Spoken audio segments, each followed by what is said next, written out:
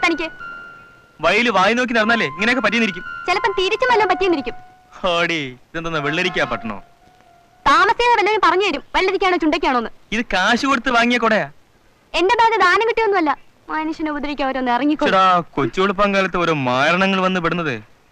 ആ പിന്നെ കണ്ടോളാം. എങ്കിലും നിനക്ക് ഇത്രയ്ക്ക് ധൈര്യമുണ്ടെന്ന് ഞാൻ അറിഞ്ഞില്ല. എന്തെങ്കിലും കാരണവശാൽ ഞാൻ ഇവിടെ ഇല്ലായിരുന്നെങ്കിൽ നീ ഈ നഗരത്തിൽ ഒറ്റയ്ക്ക് എന്ത് ചെയ്യുമായിരുന്നു? അത്രയ്ക്കൊന്നും ഞാൻ ആലോചിച്ചില്ല. ഇനിയും ഞാൻ അവിടെ നിന്നാൽ അമ്മാവനും അമ്മാവിയും കൂടെ അവരുടെ പുന്നാര മോനെ കൊണ്ട് എന്നെ കല്യാണം കഴിപ്പിക്കും. അതിനെന്താ, മുറച്ചെറുക്കനല്ലേ? ഒന്നാമത് വിവാഹത്തെക്കുറിച്ച് ഞാൻ ആലോചിച്ചിട്ട് പോലുമില്ല. എനിക്ക് ആൺവർഗത്തിനോട് തന്നെ ഒരുതരം വെറുപ്പാണ്. എന്ന് പറഞ്ഞാൽ നീ വല്ല കന്യാസ്ത്രീ മഠത്തിലും ചേരേണ്ടി വരും. നിന്റെ മുറച്ചെറുക്കൻ എന്താ ഒരു കുഴപ്പം? നമ്പർ 1 ലണ്ണു, കോവർ കഴുത. വേറെ കുഴപ്പമൊന്നുമില്ല. ഞാൻ വേറെ കല്യാണം കഴിച്ചാൽ എന്റെ അച്ഛനും അമ്മയും മരിക്കുന്നതിന് മുമ്പ് എനിക്ക് എഴുതി വെച്ച സ്വത്തൊന്നും അവർക്ക് കിട്ടില്ലല്ലോ. അത് വരാതിരിക്കാനാണ് ഈ ലണ്ണുവിനെ കെട്ടാൻ പറയുന്നത്. അതിന് വേറെ ആള് നോക്കട്ടെ. അത് ശരി. ഇപ്പൊ നീ എന്ത് ചെയ്യാൻ പോകുന്നു? ഒരു ജോലി സംഘടിപ്പിക്കണം. എന്തായാലും മതി. പറയാൻ എളുപ്പം, കിട്ടാനാ പ്രയാസം. ഇവിടെ ഞാനും വേറൊരു പെൺകുട്ടിയായിട്ടാണ് താമസിക്കുന്നത്. അവൾ നാട്ടിൽ പോയിരിക്കുകയാണ്. അവൾ വന്നു കഴിഞ്ഞാൽ ഇവിടെ താമസിക്കാൻ ബുദ്ധിമുട്ടാവും. പറയുമ്പോൾ നീ തെറ്റിദ്ധരിക്കരുത്. ഒരു ജോലി കിട്ടുന്നവരെ എവിടെയെങ്കിലും ഒരു മുറി വാടകയ്ക്ക് കിട്ടിയാൽ മതി. 2-3 മാസം പിടിച്ചു നിൽക്കാനുള്ള പണമുണ്ട്. ശരി, നമുക്ക് നോക്കാം. എനിക്ക് ഓഫീസിൽ പോകാൻ സമയമായി. നീ ഒന്ന് കുളിച്ചു ഉറങ്ങി എണീക്കുമ്പോഴേക്കും ഞാനിങ്ങെത്താം. സർക്കാർ ഓഫീസല്ലേ, ഒന്ന് തല കാണിച്ചാൽ മതി. പണി ചെയ്തില്ലേലും 1-ാം തീയതി ശമ്പള ഷുവർ. മക്കളെ ഗോപാലകൃഷ്ണോ, നീ ആയിരുന്നോ? എന്താ രാവിലെ ഇങ്ങ് എത്തിയത്? ഞാൻ ഇനി വീട്ടിലേക്കില്ല. മൂപ്പിലാനെ കൊണ്ട് മടുത്തു. കൊല്ലാൻ പിടിച്ചാലും വളർത്താൻ പിടിച്ചാലും അയാൾ കിയോ എന്നാ. ഒരൊറ്റ കാര്യം കിളവന്റെ തലയിലോട്ട് കയറത്തില്ല. ഇങ്ങനെ തന്തമാരുണ്ടോ? അയാളുടെ തല എന്ന് ഞാൻ കണ്ടോ അന്ന് വരെ എനിക്ക് എറണക്കാരാ. അല്ല, നീ സ്വന്തം അച്ഛനെ പറ്റി തന്നെ അല്ലയോ പറയുന്നത്? ഓ, എങ്ങനെ പറയാതിരിക്കാ? കോളേജിൽ നിന്ന് ഇറങ്ങിയ അന്ന് മുതൽ ഞാൻ ചോദിക്കാ കുറച്ച് കാശ് തരാൻ, ഒരു ബിസിനസ് തുടങ്ങാൻ. കേട്ട ഭാവേ ഇല്ല. നീ വെറുതെ എടുത്തിയാലിട്ട് കാര്യമൊന്നുമില്ല. നീ ഇനി വീട്ടിൽ കേറൂല്ല എന്ന് പറഞ്ഞാൽ പോലും ഒരാടെ ചെലവ് കുറഞ്ഞു എന്നും പറഞ്ഞ് സമാധാനമായിട്ടിരിക്കുന്ന പാർട്ടി നിന്റെ തന്തപ്പടി. എന്ന് മാത്രമല്ല, ഈ കൂട്ടിനകത്ത് ഒറ്റയ്ക്ക് താമസിച്ചിട്ട് തന്നെ വൈകുന്നേരം ആകുമ്പോൾ ഒരു ചിന്നതടിക്കാനുള്ള ബന്ധപ്പാട് എനിക്കേ അറിയൂ. നീയും കൂടി ഇങ്ങോട്ട് വന്നാ അതുമില്ല. നമുക്ക് പട്ടയാക്കാം, ഏതായാലും ഫിറ്റായ പോരെ. ഈ ചിന്നതെന്ന് പറഞ്ഞതേ പട്ട തന്നെയാ. 1-ാം തീയതി ആകുമ്പോ എണ്ണിച്ചുട്ട അപ്പം പോലെ കിട്ടുന്ന 500 രൂപയും വെച്ചോണ്ട് സ്കോച്ച് കുടിക്കാൻ ഞാൻ ആരാ? കൊച്ചിരാജന്റെ കൊച്ചുമോനെ വല്ലോ ആണോ? പിന്നെ ഞാൻ എന്തോ ചെയ്യും? ഒരു 5-6 ചീറ്റൂടെ മലത്തി നോക്ക്. അവസാനം മൂപ്പിൽസ് തന്നെ സഹിയിട്ട് കൊണ്ടുപോയി തൊലയെന്നും പറഞ്ഞ് എന്തെങ്കിലും തരും. ഒരു സിഗരറ്റോ ബീഡി ഉണ്ടായിത്താ. നീ ആ തറയിലെങ്ങാണ് തപ്പി നോക്കല്ലോ, കുറ്റിയും കിട്ടും. ഇവിടെ പട മേടിച്ച് പന്തളത്ത് നിന്നപ്പോ പന്തവും കൊളുത്തി പടാന്ന് പറഞ്ഞല്ലോ. ഇടാ, അതാ പറഞ്ഞത്. ഈ നരകത്തിൽ നിന്ന് കരകയറണമെങ്കില് നല്ല കാശുള്ള ഏതെങ്കിലും കുടുംബത്തിൽ നിന്ന് ഒരു പെണ്ണിനെ തപ്പിയെടുത്ത് കല്യാണം കഴിക്കണം. നീ നടക്കുന്ന കാര്യമല്ല പറ. അല്ലേലും നിന്റെ തലയിൽ നല്ല ബുദ്ധി കയറത്തില്ലല്ലോ. ഞാൻ ഏതായാലും ഒന്നിനെ ലൈൻ ഇട്ടോണ്ടിരിക്കുക. മിക്കവാറും ഉടനെ തന്നെ ഷെഡിൽ കയറും. അത് കഴിയുമ്പോ എന്റെ ഈ സൈലൊക്കെ അങ്ങ് മാറും. എന്തോന്ന് നീ കാര്യമായിട്ട് പറയണോ? ഇത് കണ്ടോ, മാഡം റൂഷേ. അവക്ക് നാറാതിരിക്കാനാ. ചെലവെന്തോന്നറിയാം? 250 രൂപ. ബോഡി സ്പ്രേ വില 80 രൂപ. പിന്നെ ഷാമ്പൂ, ആഫ്റ്റർ ഷേവ്, ലൊട്ടിലൊടുക്ക എല്ലാം കൂടെ കൂടി ഒരു 50 രൂപ. ഗ്ലാമർ കൂട്ടാനാ യാർഡ്ലി ക്രീം. ഇത് തേച്ചാലേ വെളുക്കും. ഇക്കണക്കിന് പോയാലേ സാറ് തേക്കാതെ തന്നെ വൃത്തിയായിട്ട് വെളുക്കും. ഏതാ ചരക്ക്? നമ്മുടെ കൊപ്ര മുതലാളി ഇല്ലേ, തേങ്ങാ കോവുന്ന പിള്ള, അങ്ങേരുടെ മോളാ. ഏക മകൾ, ദി ഒൺലി ഡോട്ടർ. ഒത്താ പിന്നെ ഈ ഹരി ഒരു കൊച്ചു മുതലാളി അളിയാ. വാചകം അടിച്ച് നേരം പോയതറിഞ്ഞില്ല. ഞാൻ ഇറങ്ങുന്നു. നീ വേണമെങ്കിൽ ഇവിടെ തന്നെ ഇരുന്നു. പക്ഷെ ഞാൻ ഒരു കാര്യം പറഞ്ഞേക്കാം. കള്ളന്മാരെ ഉള്ള സമയമാ. പുറത്തു പോകുമ്പോ പൂട്ടിയിട്ട് പോണം. വരട്ടെ. ഇവിടെ കള്ളം കയറിയ നീ രക്ഷപ്പെട്ടിടാളിയാ. കേറുന്നവൻ ദൈവം നീ 10 രൂപയെങ്കിലും വെച്ചിട്ടു. ദാരിദ്ര്യവാസി. പറ്റ ചേച്ചിയോടെ കുളിക്കുന്നു. ഇന്നാ പാൽ ഒഴിച്ചിട്ട് കുപ്പിയാ.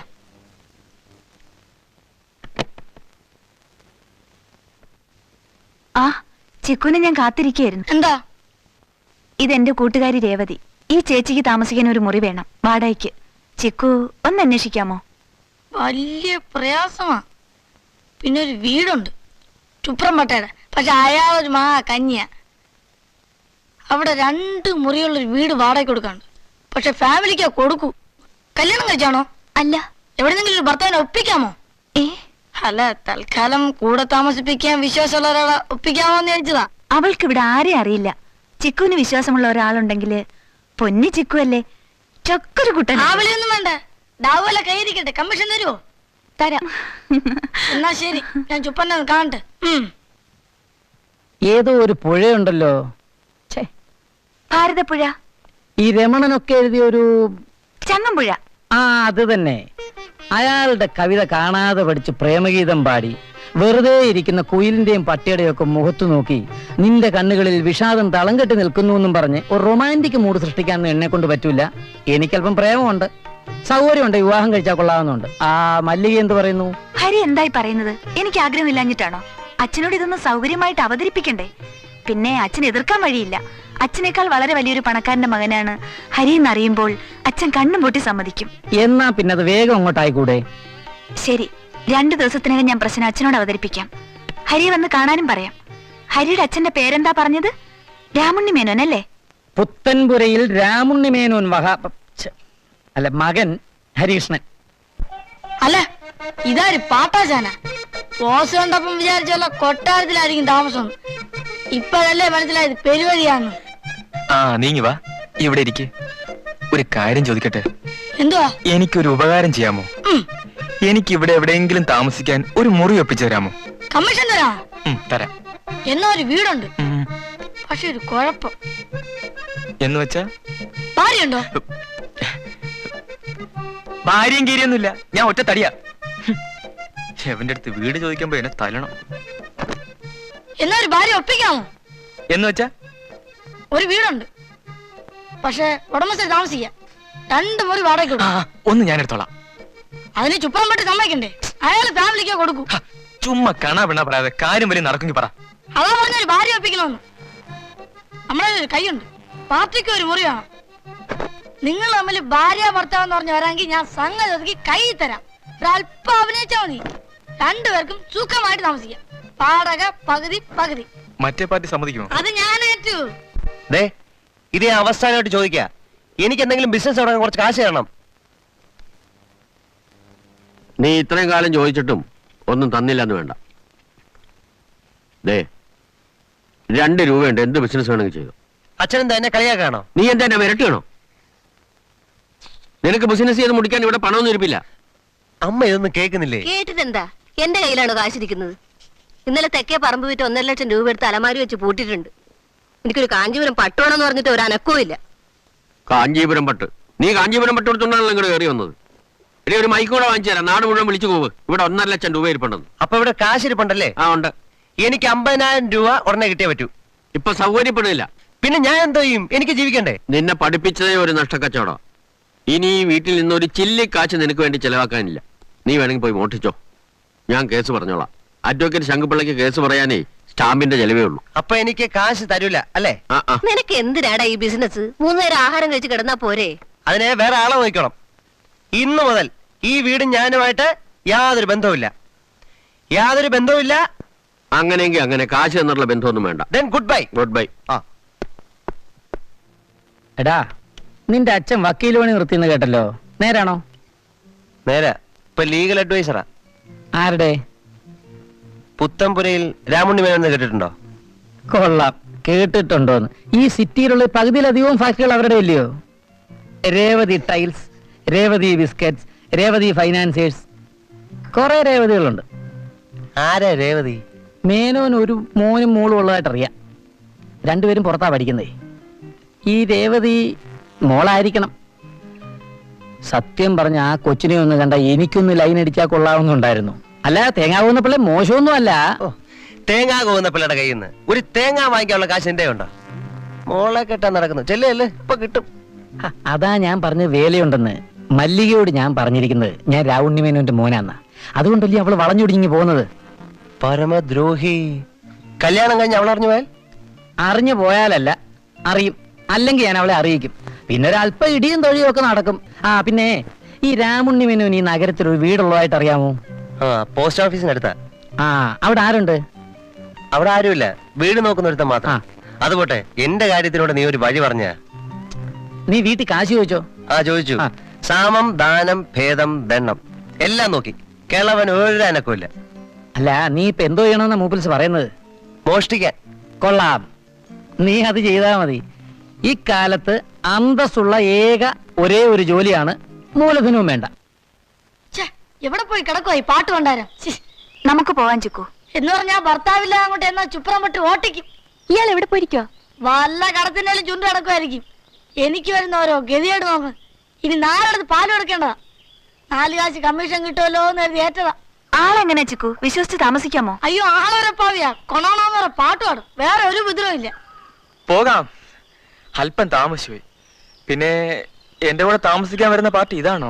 അല്ല, എന്റെ കൂട്ടുകാരി രേവതിയാണ് ഈ കുട്ടി. ഇയാളോ? നേരത്തെ അറിയോ? അപ്പൊ എളുപ്പമായി. ഇയാളോട് താമസിക്കാൻ എന്നെ കിട്ടൂല. അയ്യോ, ഇവളാണെന്ന് അറിഞ്ഞിരുന്നെങ്കിൽ ഞാൻ വരില്ലായിരുന്നു. വാ ശോഭേ, നമുക്ക് പോവാം. അപ്പന്റെ കമ്മീഷനോ? കമ്മീഷൻ 2 ഉണ്ടാ. പോടാ, ഓരോന്നിനെ തപ്പിക്കൊണ്ടുവന്നിരിക്കുന്നു. മനുഷ്യവർഗത്തിൽപ്പെട്ടാണെങ്കിൽ കൂടെ താമസിക്കാം. ഇതൊക്കെ അലമ്പ കേസുകളല്ലേ? ഓ, വലിയ IAS ഓഫീസർ അല്ലേ? ഇതിനൊക്കെ കടത്തിനെ പറഞ്ഞിട്ടുള്ളൂ. വാ ശോഭേ. അപ്പൊ ഞാൻ പോവാട്ടോ. വയ്ക്കോ. അപ്പൊ ഞാൻ പോട്ടാ. ആ വയ്ക്കോ. നില്ല് പോവാൻ വരട്ടെ. നീ എങ്ങോട്ടാ? നാളെ എന്റെ റൂംമേറ്റ് വരും.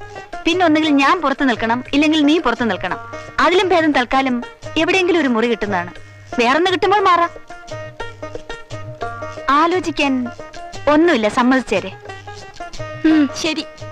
ഞാനില്ല. പോ. രാത്രി എവിടെയെങ്കിലും ചുരുണ്ടോട്. വല്ലവനെ വിളിച്ചോട് ചപ്പാത്തി പുരാക്കും. ഒരു മുറി കിട്ടാൻ വേറെ വഴിയൊന്നും ഇല്ലട ചെറുക്ക. ഒരു വഴിയുണ്ട്. ഏതെങ്കിലും കടവത്തി പൊളിച്ചാൽ മതി. പോലീസ് പിടിച്ച് ആത്താക്കും.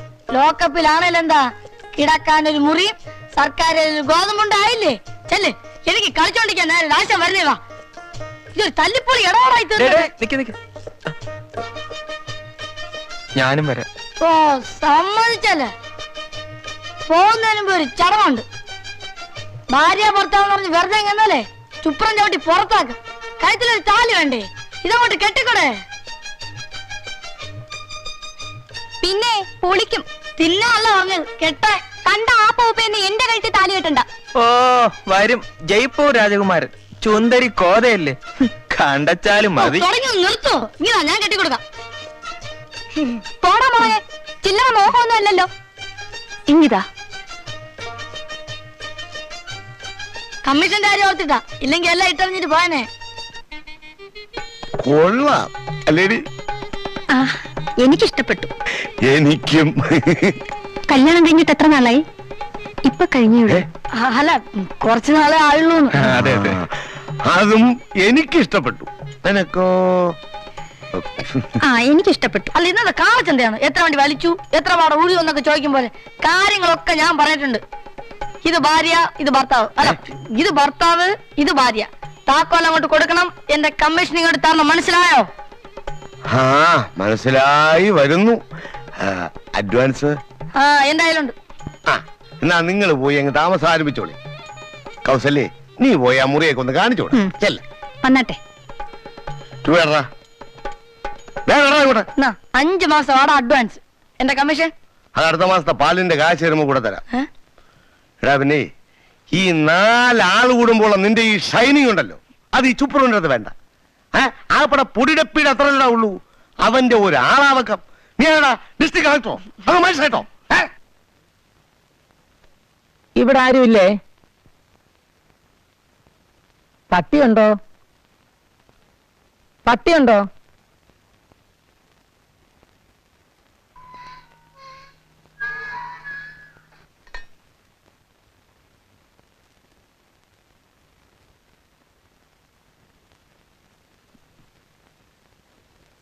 ഇവിടെ ആരുമില്ലേ?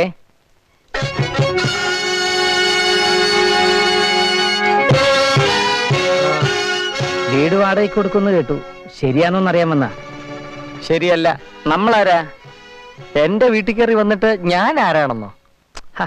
ഈ വീട് അടിച്ചു വരാനും സൂക്ഷിക്കാനും ഒക്കെ ആയിട്ട് നിയമിച്ചുള്ള ചെല്ലപ്പനല്ലേ, അയലോടില്ലേ? എന്താ കാര്യം? അല്ല, അയക്കൊരല്പം കാശ് കിട്ടുന്ന കാര്യമാ. അയ്യോ, ഞാൻ തന്നെയാണ് സാർ ചെല്ലപ്പൻ. സാർ അകത്തോട്ട് വരണം. വരണം സാർ, വരണം.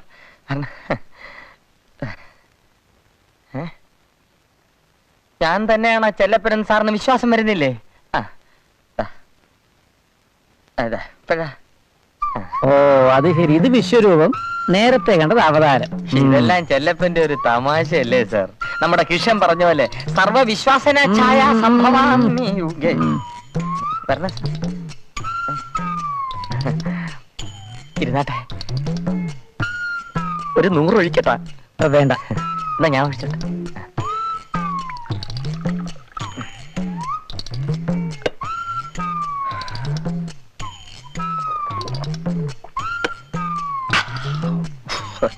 വെള്ളം ഒഴിക്കത്തേ ഇല്ലേ? മുതലാളി അതിഥികളെ സൽക്കരിക്കാൻ വാങ്ങിച്ചു വെച്ചിരിക്കുന്ന. മുതലാളി വന്നിട്ട് വേണ്ടേ അതിഥികൾ വരാൻ. ഓ പിന്നെ ഇത് ഇവിടെ നിന്ന് പുളിച്ചു പോകുമല്ലോ എന്ന് കരുതി ഞാൻ സ്വപ്പം സ്മാൾ അടിക്കും. കണക്കിന് വെള്ളം ഒഴിച്ചങ്ങ് വെക്കുകയും ചെയ്യും. അങ്ങനെ ആയി ഇപ്പൊ ഇതിന് വെള്ളം മാത്രമേ ഉള്ളൂ, മദ്യമില്ല. പിന്നെന്തിനാ ഞാൻ വെള്ളം ചേർക്കണ്ടേ? ചെല്ലപ്പൻ ആള് കൊള്ളാമല്ലോ. ഓ അതൊന്നും അല്ല സാർ, സാറിനെ കണ്ടപ്പോഴേ ഒരു കള്ള ലക്ഷണം എനിക്കും തോന്നി. അപ്പൊ ഞാനും അത്ര മോശമല്ലാന്ന് പറഞ്ഞതാ. സാർ എനിക്കെന്തോ കുറച്ച് കാശ് കിട്ടാനുള്ള കാര്യം പറഞ്ഞല്ലോ സാർ. എന്താ? ചെല്ലപ്പനോട് ഒറ്റയ്ക്കല്ലേ താമസം? അതെ, കഴിഞ്ഞ 3 കൊല്ലമായിട്ട് അങ്ങനെ ഇങ്ങോട്ട് തിരിഞ്ഞു നോക്കാറില്ല. ഇത്രയും വലിയ പണക്കാരനായിട്ടും ഇപ്പോഴും പഴയ നാട്ടും പുറത്തുകാരന്റെ സ്വഭാവമാണ്. കണക്കെല്ലാം കൊണ്ട് മാനേജർമാർ അങ്ങോട്ട് ചെന്നോളൂ. പിന്നെ എനിക്ക് ശമ്പളം തരാൻ വേണ്ടി ഇത്രയും കെട്ടിയിട്ടിരിക്കുന്നു. പിന്നെ ഈ ശമ്പളത്തിന് പുറമെ ഒരല്പം കിമ്പളം കൂടെ കിട്ടുന്നതിനെ പറ്റി ചെല്ലപ്പന്റെ അഭിപ്രായം എന്താ? നല്ല അഭിപ്രായമാ.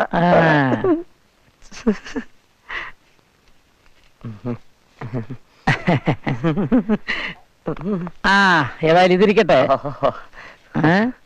കള്ളന് കഞ്ഞി വെക്കുന്നവനുണ്ടെന്ന് അറിയാം, കള്ളന്റെ തന്തയ്ക്ക് കഞ്ഞി വെക്കുന്നവനുണ്ടെന്ന് ഞാനിപ്പോഴാ അറിയുന്നത്. ജീവിക്കണ്ടേ സാർ? അപ്പോ നാളെ മുതൽ രാമുണ്ണിമേനോന്റെ എന്റെ മോനോട് താമസിക്കാൻ വരുന്നു. അയ്യോ, അതായത് ഞാൻ